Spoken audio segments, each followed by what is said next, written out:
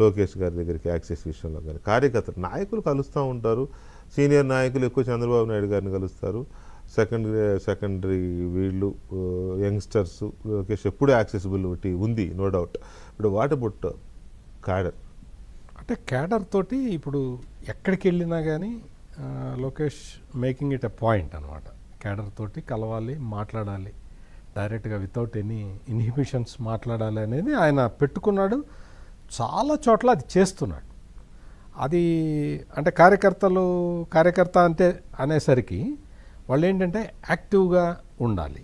మెయిన్గా ఇంకా పట్టాభి గారు చూడాల్సిన ఇంకొక పాయింట్ కూడా ఉంది. పట్టాభి గారు ఆలోచించాల్సిన పాయింట్ ఏంటి అంటే మొత్తం సోషల్ మీడియాలో ఆ విస్తృతి ఒక్కటే కొలబద్దగా పెట్టుకోవడం కూడా కరెక్ట్ కాదు. ఎందుకంటే పాపులర్ లీడర్స్ ఉంటారు, వాళ్ళు ఈ సోషల్ మీడియాలో ఉండకపోవచ్చు.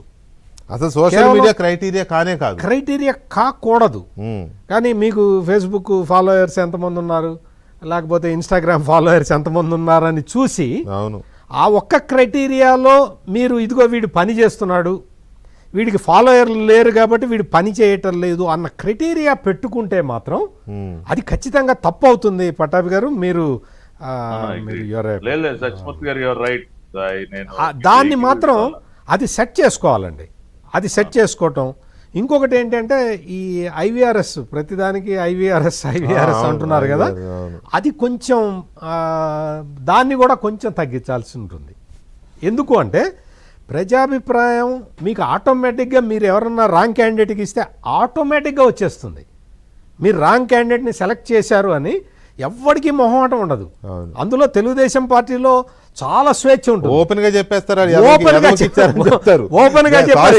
అనకూడదు. కానీ టీడీపీ కార్డు ఎలా ఉంటుందండి, ఓపెన్ గా చెప్పేస్తారు పరిమాణం అదొక ఇచ్చారు మా దగ్గర అని. అంటే ఎందుకు అంటే అంత ఓపెన్ గా ఉంటారు. ఓపెన్ గా ఉండాలని లోకేష్ కూడా పిలిపిస్తున్నాడు కదా, కార్యకర్త అధినేత అంటున్నాడు.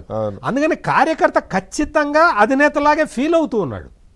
అందుకని ఖచ్చితంగా మీరు ఏదన్నా అలా అవ్వబట్టే నిజంగా వాళ్ళు ఓన్ చేసుకుంటారు, పార్టీ మాదనుకుంటారు. ప్రతి కార్యకర్త టీడీపీకి ఉన్న గొప్ప లక్షణం అది. నాకు ఒక ఆయన చెప్పేవాళ్ళే, ఊళ్ళల్లో పేద వర్గాలు ఉంటాయి కదా, పేదల ఇళ్లలో వాళ్ళు బట్టలు పెట్టి ఇనప్పెట్లు ఉంటాయి. ఆ ఇనప్పెట్లో ఎలక్షన్ రాగానే ఇనప్పెట్టి తీసి పైన బట్టలు తీసి పక్కన పెడితే అడుగున ఒక ఎల్లో షర్టు, ఒక జెండా ఉంటుంది ప్రతి కార్యకర్తకి. కరెక్ట్గా ఎలక్షన్ అయ్యేదాకా తిరిగి మళ్ళీ వాటిని మడతపెట్టి ఇస్త్రీ చేసుకుని మళ్ళీ దాచుకుంటారండి. అంత గుండెల్లో పెట్టుకునే క్యాడర్ ఉంది టీడీపీకి. అంటే వేరే పార్టీలకు ఉందా లేదా కాదు, కానీ వీళ్ళు ఉంటారు కాబట్టి అది పార్టీ మరి ఆ పెట్టిన ముహూర్త బలము, లేకపోతే ఎన్టీఆర్ గారు చంద్రబాబు నాయుడు గారు దాన్ని తయారు చేసిన తీరు కావచ్చు. సో ఈ ఇక్కడ ఒక పాయింట్ ఏంటంటే మాస్ ఇది ఇంకా రావాలేమో పార్టీకి కానీ లోకేష్ గారికి అంటే దీనికి కానీ. ఎందుకంటే ఒక క్లాస్ లీడర్స్గా అలైట్ సర్కిల్స్ డెవలప్ చేయడము, అలైట్ గ్రూప్ డిస్కషన్స్ ఓకే, అట్లా లేదు వీకే గారు. నేను గమనించినంత వరకు ఈవెన్ చంద్రబాబు అయితే ఈజ్ అ క్రౌడ్ పుల్లర్, అందులో డౌటే లేదు.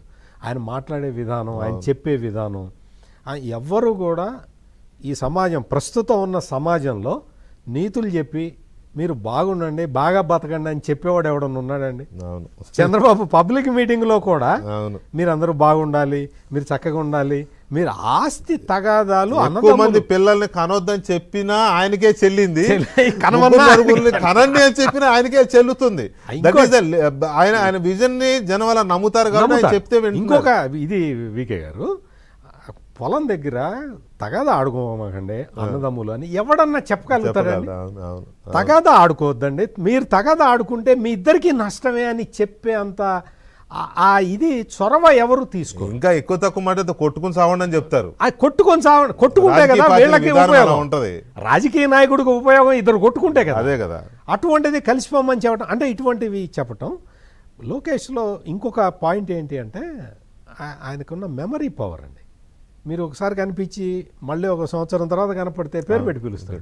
అందుకే నా ఇంట్రడక్షన్ లో చెప్పాను ఆ విషయం. ఎగ్జాక్ట్. ఆయన ఇచ్చాపురం నుంచి హిందూపురం దాకా ఒక సీనియర్ కార్యకర్తల్ని, లీడర్లని గుర్తుపెట్టుకునే ఇది ఉంది చంద్రబాబు నాయుడు గారు. అసలు అది చాలా ఇది ఎక్స్ట్రాడినరీ క్వాలిటీ, పొలిటీషియన్ ఉండే క్వాలిటీ. నేను మా ఒక 2 నిమిషాల్లో ఒక విషయం చెప్తా.